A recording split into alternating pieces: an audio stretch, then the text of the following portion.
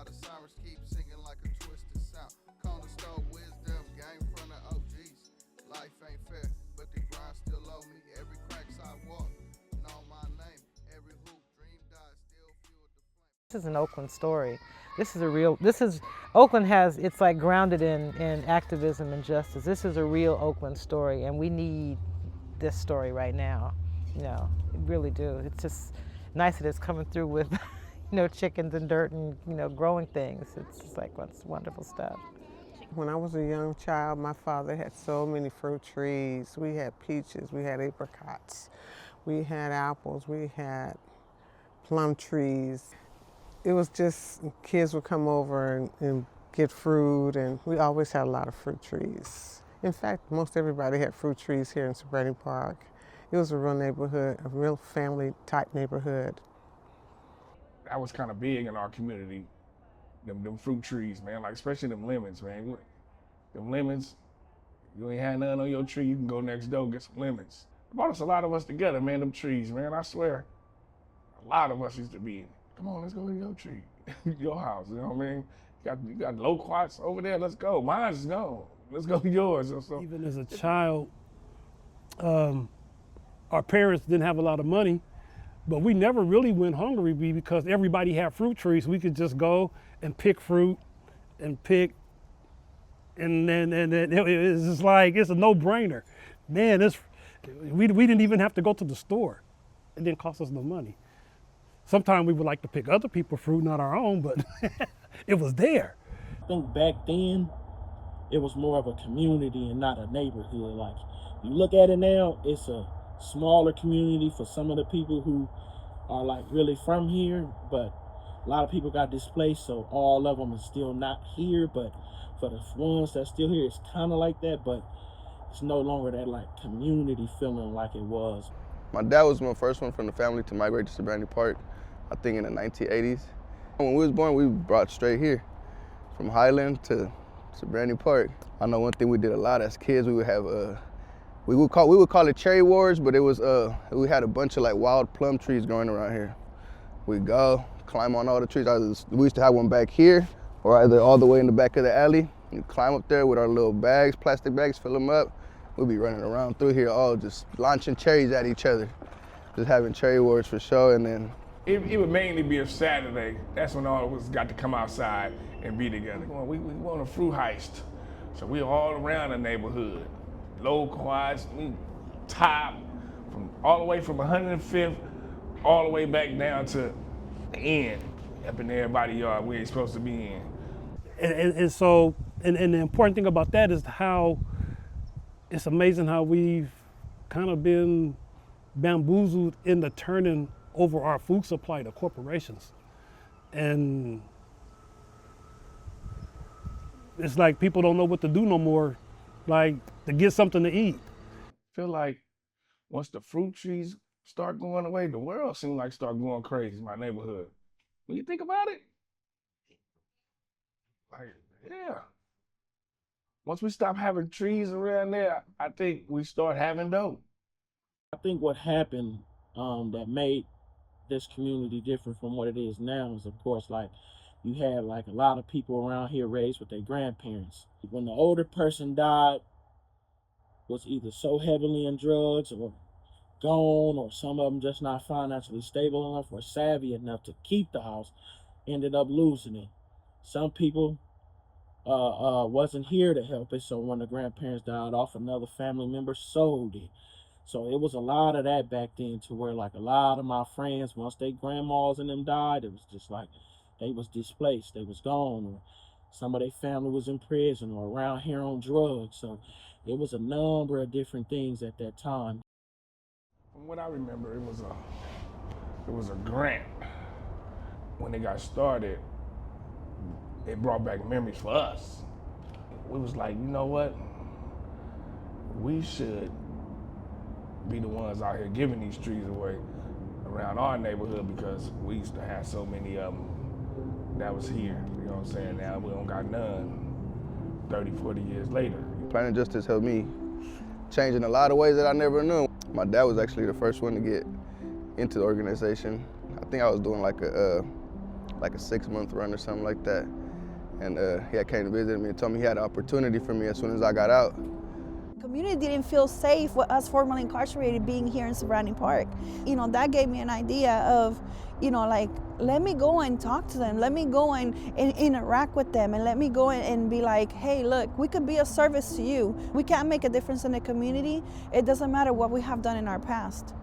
The process of, you know, when we reach out to people, like people reach out to us and they tell us, hey, we want, you know, we want trees. What kind of trees do you have? So first we start picking the trees. We tell them what kind of trees we have on the list. Sometimes they don't even know what varieties they like. So I start educating them and stuff. So this fruit has this taste, and this one you have to pollinate with this tree.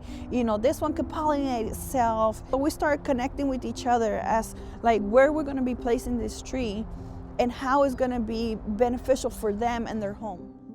As a lead tree planter and lead canvasser, I go out into the community and I knock on doors and reach out to see if any members from the community would want and accept trees into their homes. That's the canvassing part of it. And then as the lead tree planter is organizing the trees, prepping them, getting them ready to go out into the homes. There was many interactions that impacted me. There's a couple of them that kind of stuck. There was this bedbound client that we had, and she really wanted to have a plum tree in her backyard, which she wasn't in her original home, but she was from Oakland, and she just grew up with it with her mother. Her mother has already passed. It was just shared home with her grandmother as well. So she wanted to bring that to her home and leave that behind for her children. And she lives here off of Accolines. And we were able to put 2 plum trees in her backyard and right by her window, because she's not mobile any longer. So she can see them by her window, and her kids are helping her water it and take care of it. So that was pretty joyous for her, pretty fulfilling. Cuando nosotros fuimos y visitamos a nuestros vecinos y le comentamos del proyecto de los nuevos árboles, ellos estaban como bien sorprendidos, como así como, ¿cómo te diré? Como bien maravillados. Oh, van a regalar árboles, sí, ¿cuántos podemos agarrar? O sea, se motivaron, le dijimos, no, pues sí, muchos pueden tener, ¿verdad? So when we went to the neighbors, they were like super excited and just they were like shocked too, because they started asking questions like, how many trees can we have, and yeah, when can I get them? And you know, they were just super excited about like getting free trees. And El injerto es una parte muy bonita de los árboles, porque podemos tener diferentes variedades de árboles, pero de la misma familia del árbol. Entonces, lo que más nos gusta es que todo lo que hacemos es algo tan bonito, porque tenemos la oportunidad o la facilidad de que todo lo que estamos propagando, entre como comenzamos, ¿verdad? Jenny, que es mi hija, y yo. What we do in grafting is something that's really beautiful. It's just putting 2 plants together, and from the same family, of course, and that's like something magical, you could say. Planting and interacting with the people really impacted me, because I continue allowing the plants to heal me. I did speak with some members in the community about what it meant to me to be freshly home and being able to do this work and being able to plant and being able to continue that healing process for me, because I felt like I was giving life to something, and you know that generations to come are gonna be benefiting from that. And how and that also, like, it's a ripple effect. You know, it's a ripple effect when you're planting a tree for future generations to come, like how it is crime that has a ripple effect and it affects generations to come. How did I want to change that narrative from causing a negative ripple effect in my community to causing a positive ripple effect in a community by going to somebody's house and planting a tree and teaching them about the importance of healing, to, you know, by gardening and getting the fruit from that tree. The way you treat plants is the way you treat, like, you're gonna do in your own relationship. The way you care about other person is the way you're gonna care about the plant. If you eat food, make sure you give the plant the food that you eat. Like this plant right now, I seen this plant is growing healthy. I'll be like, wow, plants, man. You look amazing, man. Like, you look sweet. Can't wait. Bring out more beautiful leaves. These plants need a little 10 or 11 care too, you know, a little fertilizer. Sometimes you might need to talk to them. Stuff like that, you know, help them grow a little bit. You gotta give that tree love. You gotta give that tree attention. You gotta give that tree, you know, everything that it needs so that it could be able to succeed, just like a person. I every morning get up to cup coffee and I'm drinking and little bit give to my trees, little bit, you know, and drinking and give to my trees. And my neighbor say, "You're talking to your trees?" Yes, I do, you know.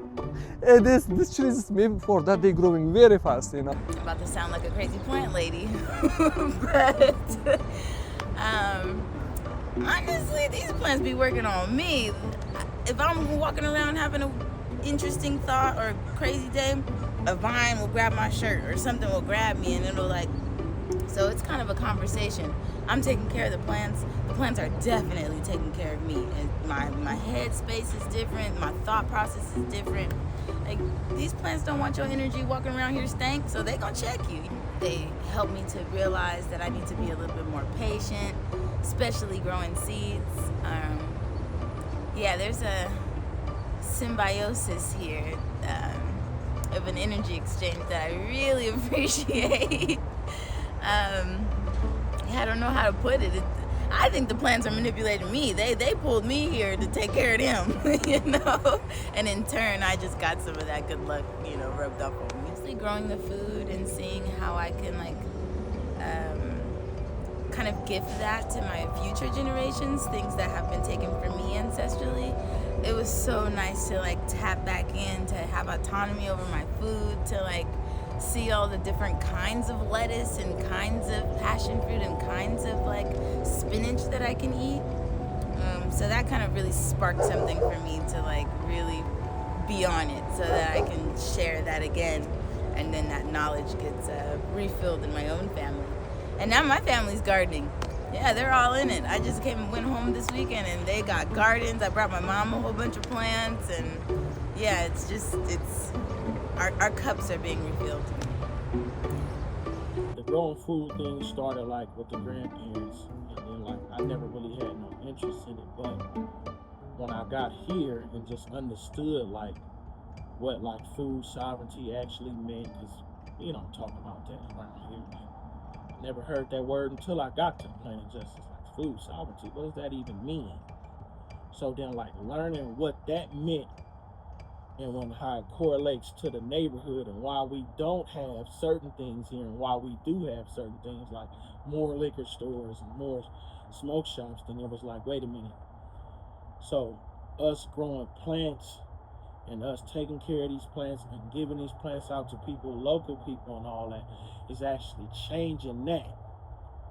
It's what kind of got me like more deeper into it, because it was like you said, like the repair thing. It was like, okay, well, how can we like repair a lot of this stuff? And I think it's through the food, right? Because food is why we have a lot of the health problems and a whole bunch of stuff in these communities. So it was like, okay, what would be the biggest repair?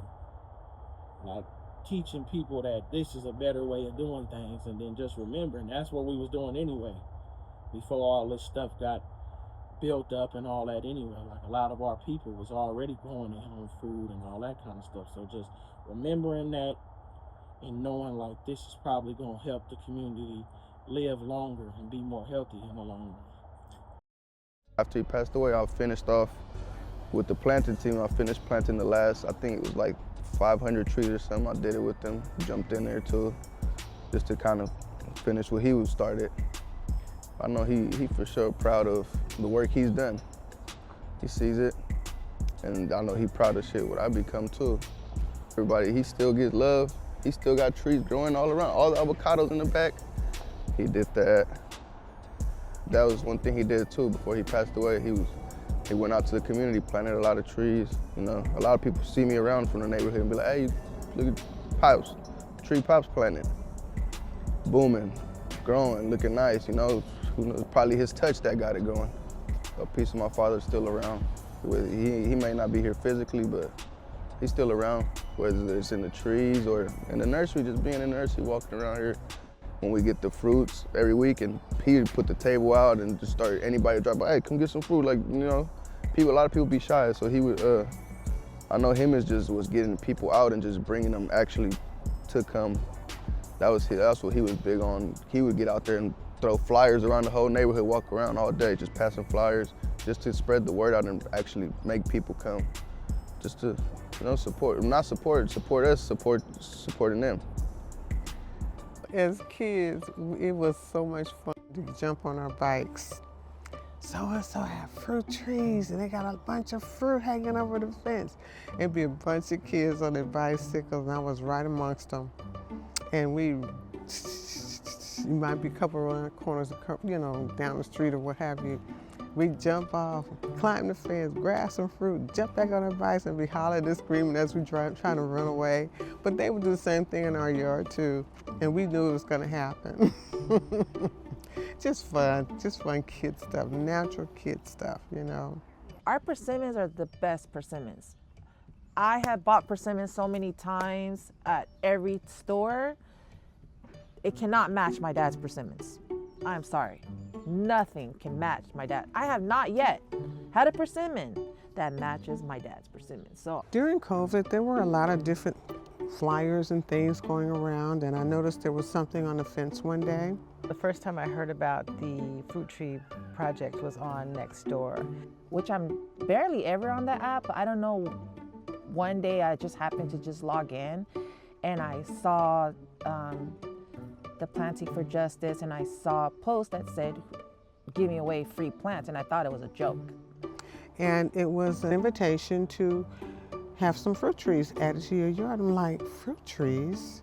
And I set the flyer down and I read it again. And I went, I wouldn't mind. So I called to see what this program was really about.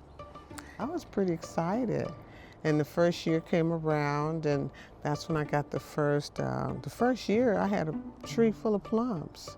I couldn't believe it, and they were red plums, my favorite kind. The meat was red, the outside was red, and then the apple tree didn't bloom too well, but I needed to water it more because I'm still learning and things like that. So it looks like I'm gonna have a much better crop this year. But that's how I learned. It was just a little flyer on the fence. And I jumped on it. I said, this is great, because this is exactly what I wanted to do to our yard. And it was a really, like a wish come true, you know, like an answer to a prayer. So I'm familiar with Planting Justice. I've bought trees from Planting Justice before, and really endorse its mission. So I thought this would be a great way to, you know, partner with the program, and I was glad to see that you were doing this in the Deep East. And they offered me the last of the plants. And what you guys don't know, like I said before, you guys gave me pomegranate and plum tree, and it's actually two fruits that helped me fight my colon cancer. I really can't sleep at night. And I'm still up by 4 or 5. So the guy that dropped off the plants, he said the best time to plant the plants are like really early morning when it's dewy. So I've been just doing that. So I only water it really early in the morning, like 4 or 5. And that's all I do. And as you can see, the plants are growing really strong. I love waking up to my 2 plants that I have left that I will not let my mother touch. And I'm excited to see it really get big. you know, people go to museum and look at one of the pictures hours and hours because the beauty, but really beauty is right here. It does just give you so good energy, you know, all your problems gonna be gone. I don't know, I love it. It's just, for me, there's nothing is beautiful than these trees, you know. Come on, see, they're fruits. It's just unbelievable. They're growing and they give you fruits. We need to learn. There is a lot of things to learn, you know. They give to you, they're gonna clean up air for you, they give you fruits for you, and they're gonna make your eyes happy. I don't wanna get mad at somebody because they picking fruit off my tree. Like, man, he must be hungry then. Look, why get mad because somebody picking fruit off your tree? If you look at most fruit trees around here, most of the fruit is falling on the ground anyway. Most of it is more than what you can consume as an individual, so the fruit should be shared with the community. I want to see these trees grow some fruit. I'm on a mission to see some fruit on these trees. I think for me would have been to bring the trees back, would have been like bring a sense of hope back, bring a sense of community back. Yeah, the Sobrante Park I would build for my younger siblings. I mean, it'll kind of look like what it's coming to look now. I love the idea of kids riding around on their bicycles knowing where they can pick fruit and not get in trouble for doing it, and we definitely want to be one of those houses where they can do that. So whether it's cutting sunflowers for them or giving out seeds, like at the end of the growing season I'll put out seeds, you know, so people can take seeds. That's the kind of neighborhood I want to be in, you know, so it's good to see other neighbors raising chickens and sharing their lemons. When I imagine walking around with my daughter in Sobrante Park and seeing all these trees, I want my daughter to feel proud, you know, like she left this legacy to be able for us to continue doing it. I think give more and help out more to the community too. That's what a good Sobrante Park would look like to me. I'm from that turf where the trains run loud, where the past still talks, but we stand real proud. Mama praying for the mob, trying to keep us out, while the sirens keep singing like a twisted sound. Cornerstone wisdom, game from the OGs. Life ain't fair, but the grind still owe me. Every crack sidewalk, know my name. Every hoop, dream died, still fueled the flame. Trying to stay above water and scraping some change, but the police steady hating, trying to put us away. I was built for this shit, ain't no way I'ma break. And we get it how we living, we gon' make something shake. I'm from that park where the nights get cold, street lights glow, yeah, them stories get told. Concrete dreams with a heart of gold. Man, I'm 11-5 raised, ain't no way I'm a foe. I'm from that park where the nights get cold, street lights glow, yeah, them stories get told. Concrete dream with a heart of gold. Man, I'm 11-5 raised, ain't no way I'm a foe. Ain't no way I'm a foe. We try to make a change on this turf we was raised. Plant seeds, new growth, teaching youth a new way. Give back to the hood, no more dope house race, no more lockdown place. Now we see better days. Got my hands in the dirt, get a harvest away. Giving back to the hood, boy, this shit feeling great. Put some meat in my teeth while I munch on these grapes. Share my game with the world, give these people a taste.